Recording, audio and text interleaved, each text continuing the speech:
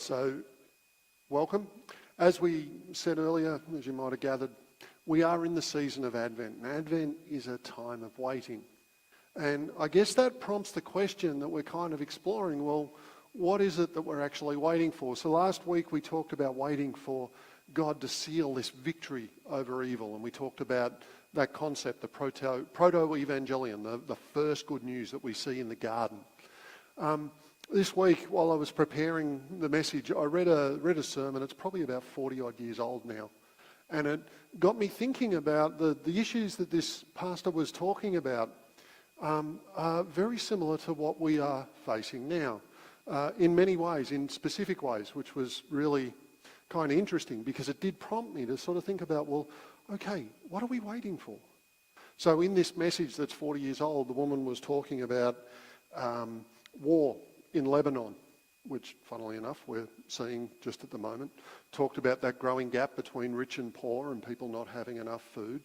Talked about that growing frustration that we're feeling in our society and things like that. And it just got me thinking about sometimes the more things change, the more they stay the same. The passage that Zach read out for us this morning from Isaiah 35 is a reminder, is a pointer that things won't always stay the same, that God's rescue is on the way, that we're waiting for a season and a purpose, and we're waiting for God to move in some way, shape or form. When Isaiah penned that poem, the Rivers in the Desert poem, Judah was in a really bad way. Internally, Judah was corrupt. Not only the government, but it was rife throughout society. And not only that, externally, Judah was under threat of foreign invasion. Now, that's easy for me to say. That's the historical context. But I'd like you to try and just see if you can feel it a bit. Try and imagine what it would be like living as just an ordinary person in Judah at that time. Food is hard to get your hands on. The government is incredibly corrupt. Justice is up for sale to the highest bidder. Everyone is in it for themselves. No, there's no real commitment to the general well-being. The idea of common good has kind of been bundled up and thrown over the wall. The rich are getting richer. The powerful are getting more powerful. And no one really seems to care about those that have been left behind. And worse still, as a citizen, you're living under the threat of imminent invasion from a superpower that you know you have absolutely no hope of resisting. And that invasion is going to mean all kinds of suffering. It's going to mean death, slavery, exile. That's the sort of pressure people were living with. And this is the environment, this is the place where Isaiah brings forth this poem. He's a prophet, but he exercises the gift of God within him primarily by writing poems. And these poems for Isaiah come from a place of audacious hope and an absolute lack of fear because he knows who he's waiting for. And it's interesting, while others are despairing, Isaiah in this environment responds with hope. And to some degree, that's what prophets do. I think they're contrarian by nature to some degree. When people are overwhelmed with fear, what they need most is a prophetic word of hope. When we get too comfortable and we start trusting in things other than God, we need a kick in the backside. And prophets kind of sense that moment and speak into that. Now, Isaiah's prophecy is reasonably straightforward. You can argue that maybe it shouldn't be where it is in the book of Isaiah because the preceding chapter is one of absolute carnage.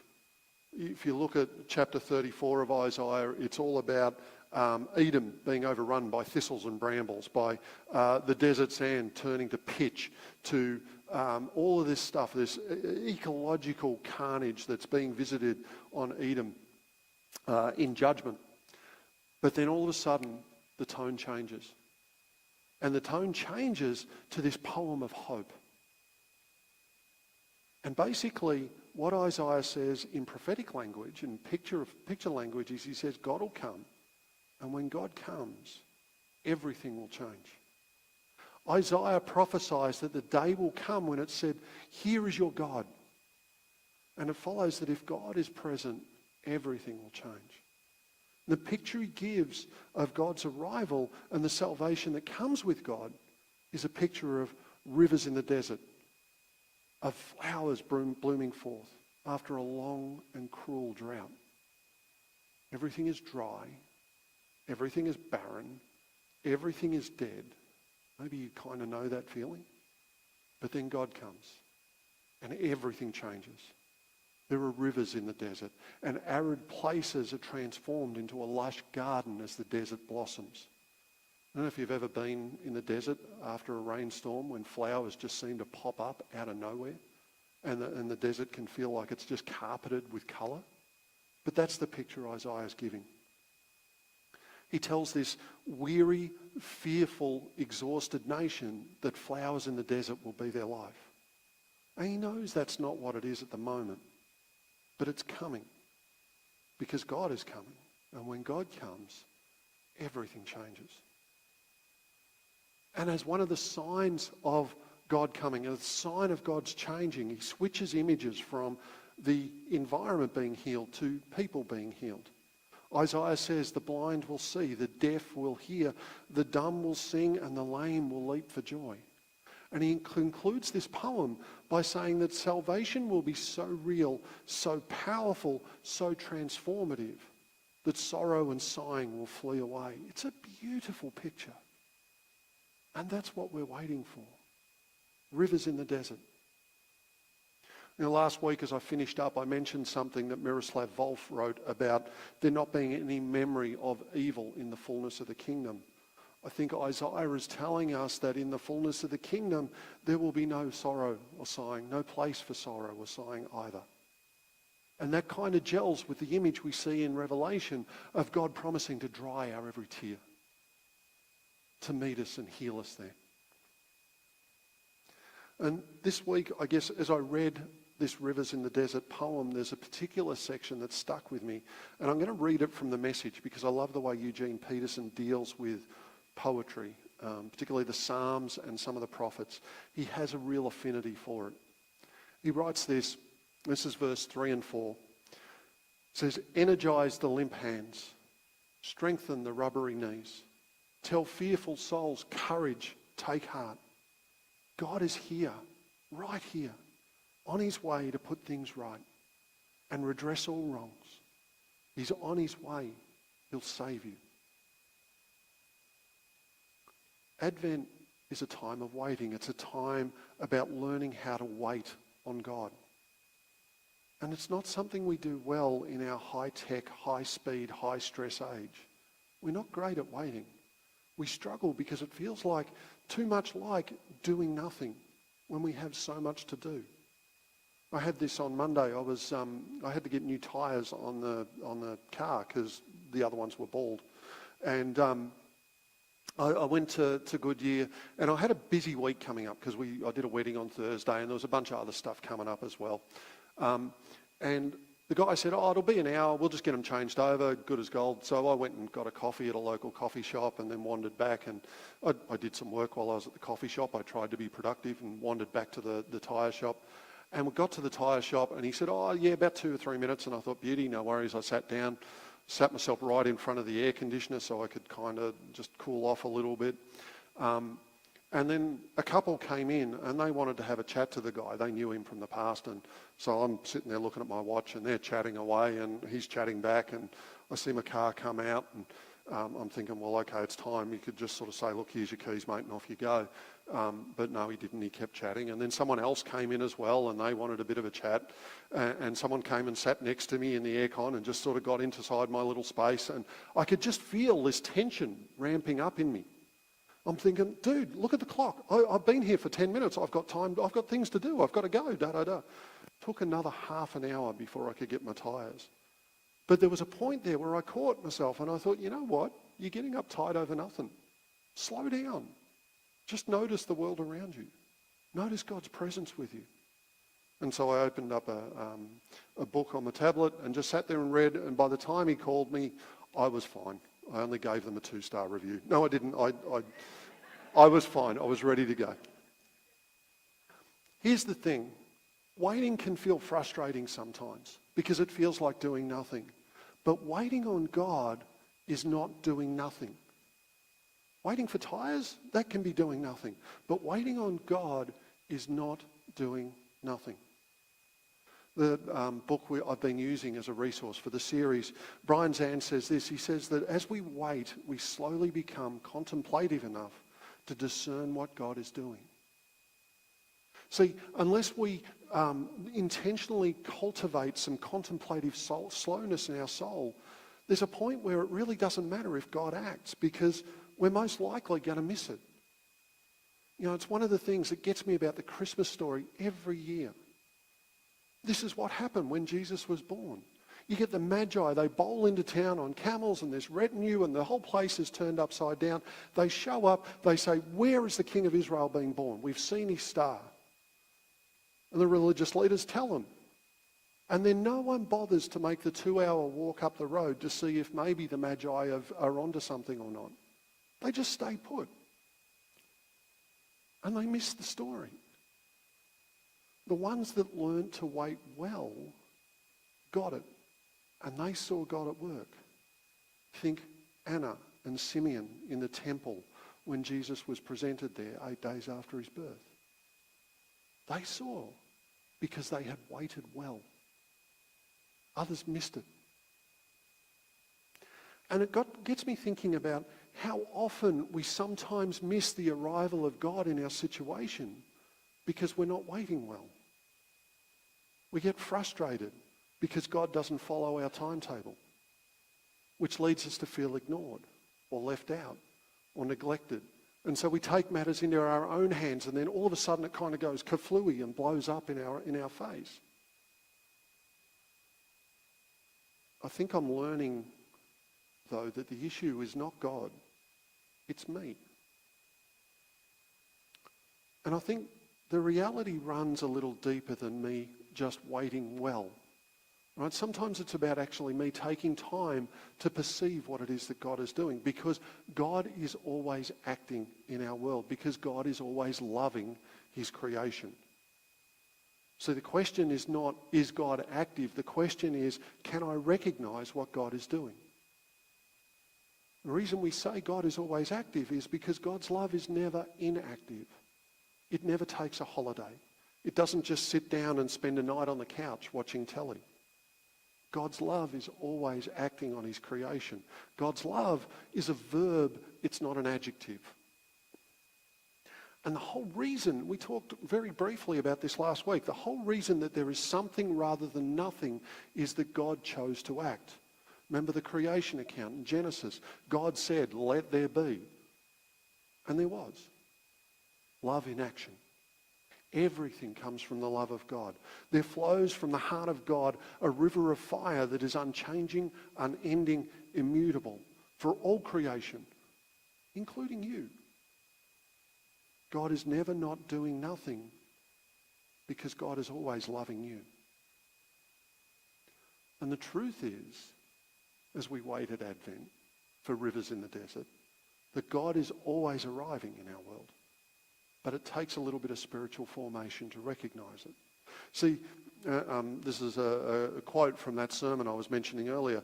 The mystery of God's activity in the world is that the tiny signs of faithfulness and love and mercy and hope, the tiny signs enacted by the Christian community, are the pointers to the glory that will come when the Lord takes his power to himself.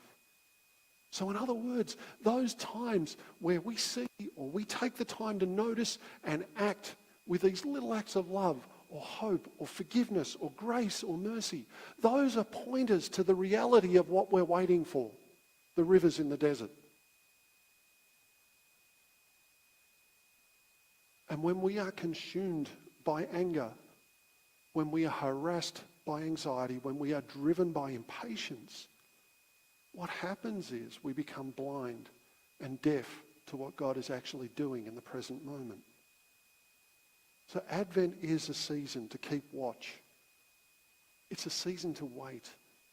It's a season to ponder the stars like the ancient Magi, to keep vigil in the fields like the shepherds of Bethlehem, because God is always about to act, and God is always acting.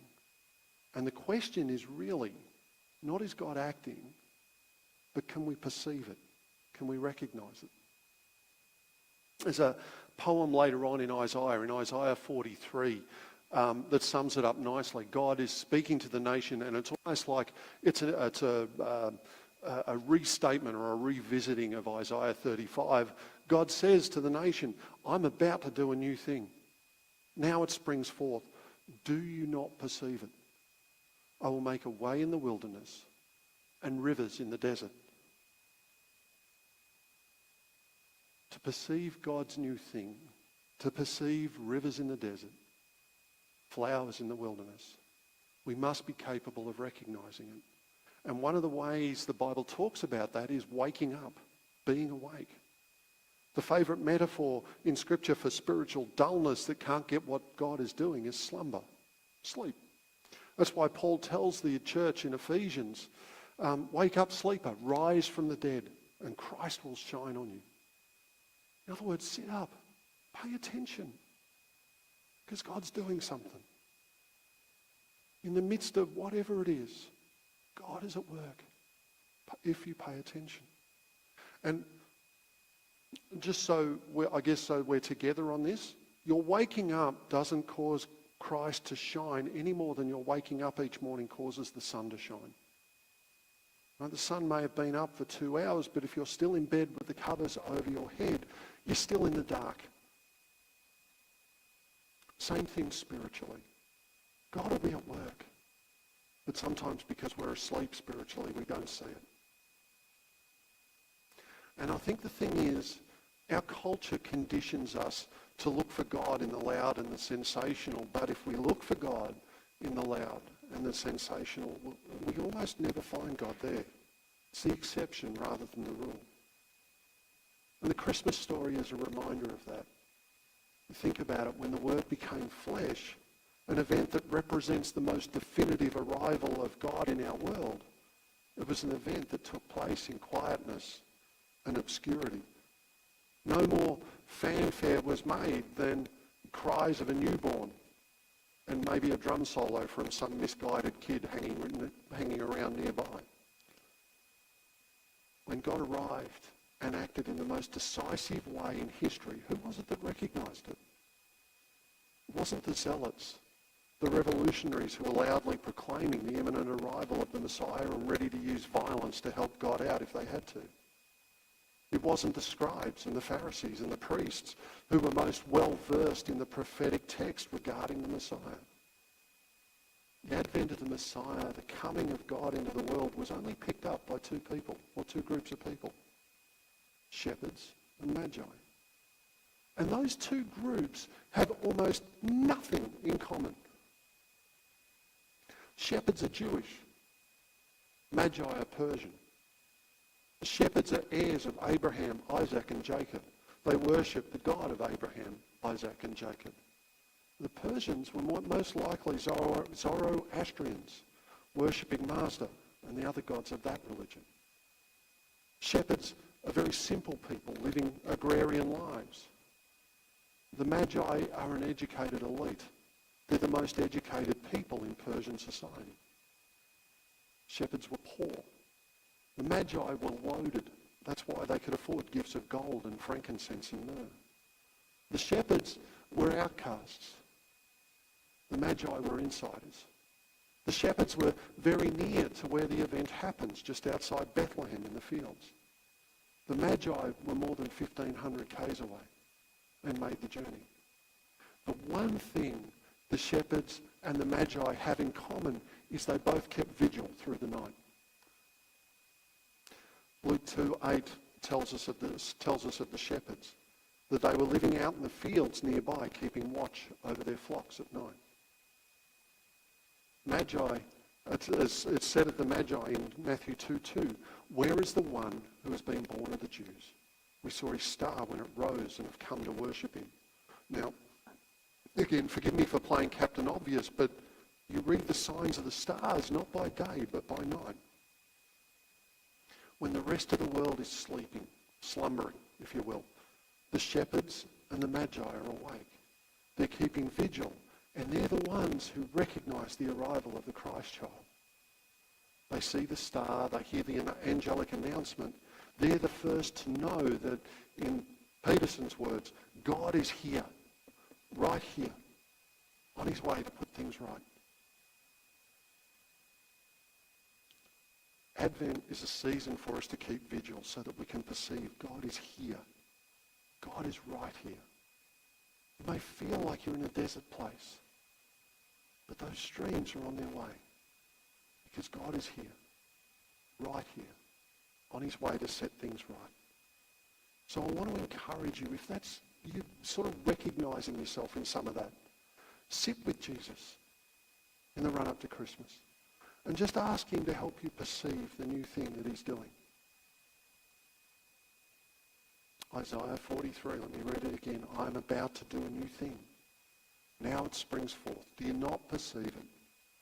I'll make a way in the wilderness and rivers in the desert. And it's okay to say to Jesus, I'm not sure that I do see it just yet. That's okay. Ask Jesus, where are you arriving with newness in my life? I mean, to some degree, that's what John the Baptist did while he was in prison. He sent messages to Jesus and said, are you the one we've been waiting for, or should we expect someone else? And Jesus showed them the reality of Isaiah 35 being fulfilled. He took John's messengers around and he showed them the blind seeing, the lame walking, lepers being healed, all that stuff, the signs of these rivers in the desert.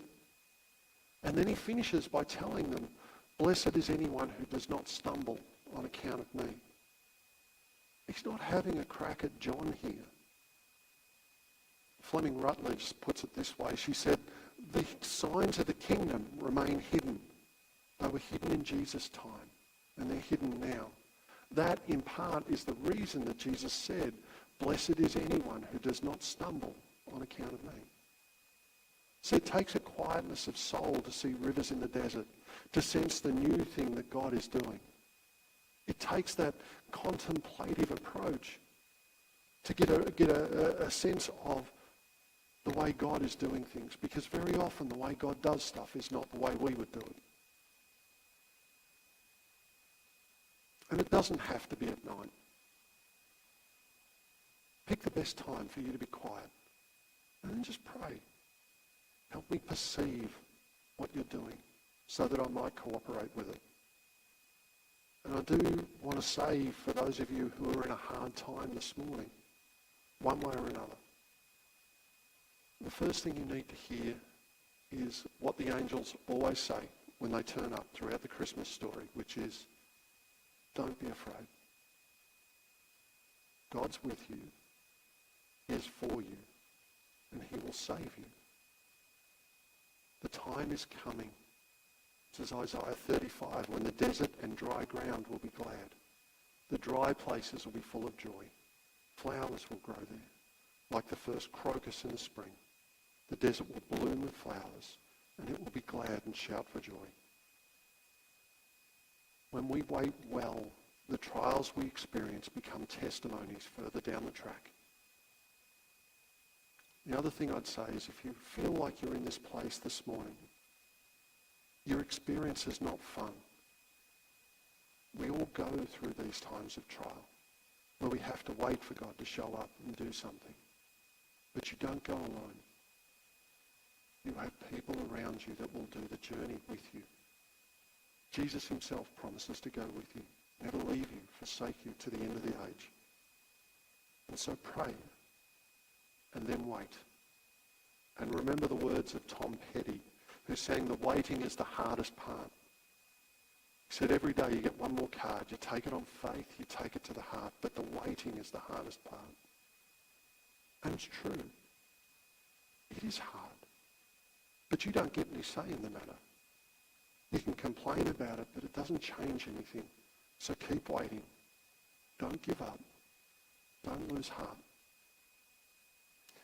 I think I'm learning a theology that says God is never late, but that theology also says God can feel very last minute sometimes. And I think that says more about me than it does about God. But God will rescue you. God will save you. He will be with you through this trial. So don't give up. He will help you. He will heal you. He won't leave you or forsake you. I think what tends to happen as we wait for the advent of God is we tend to be focused on the circumstances around us. And that kind of makes sense. That's where we want God to show up and set things right. We pray, God, this is wrong. This is not good. Would you come and rescue me? It makes sense. It's reasonable. It's fair enough. But what happens is, and the issue can become that we get so focused on seeing God move in this one area, we keep looking at that situation and focusing on that situation, and we lose sight of God in the middle of that. And what I'm learning over time is that when I thought God was doing nothing, and I thought nothing was happening, I tended to miss it because I was focused on that. I wasn't focused on the work of God. I didn't see it at the time. It wasn't happening externally to me, it was happening internally to me. Because I was looking at my circumstances, I missed the work of God. See, when God doesn't appear to be active in the world around me, that's usually when he is active in me, changing me, rewiring me, reshaping my perspective, helping me focus on my priorities maybe a little bit better. And I'm learning to sense God at work. I don't think I've got there yet. But what tends to happen more often than not, even now, is that I see God at work in retrospect. I can look back and see God hiding in plain sight, doing deep work within me. I mean, we can see that with Scripture. That 400-year gap between Malachi and the start of the Gospels, there was a mountain of stuff happening. And yet if you lived in that time, the question was, where is God? Why has he forgotten us? He was at work. We just had to see it. I don't think it's an exaggeration to say that God's deepest work in my life happened during my hardest times of my life. And I don't want to go back to those times. But I also know that I can't experience him now the way I did back then because my perception of God at work has changed. Walking through the valley of the shadow of death the first time felt like God was distant, a million miles away. But I look back at those times now and I realize that he was with me. He was doing something deeper than just the surface work that I was kind of looking for. And the thing that I get now that I probably didn't at the time was that the deep work that God was doing probably couldn't have been done any other way. You know, it's not a perfect analogy, and I sort of share it with a little bit of hesitation, but it's like being on an operating table. When you're on an operating table, you're about to go through a hard time, and hopefully you miss most of it because you're asleep. But when you wake up, that's the time to start cooperating with your healing journey. Take your medication, do the physio, all that stuff. So if you're in a hard time right now, don't be afraid. Remember, God has not forgotten you. And I want to encourage you to be audacious enough to dare to believe that God is with you right now. That even if you don't see him at work externally, dare to believe that he is doing something internally. You have not been forgotten. And turn that audacious hope into a hymn of praise. Walt Brueggemann, who I love what he writes, he says, Israel's doxologies are characteristically against the data. In other words, the hymns of praise that Israel sing very often go against what the surface looks like. On the surface, it looks like we're under threat. Corruption is everywhere, but we can turn that to praise because God will rescue us. God will produce those rivers in the desert.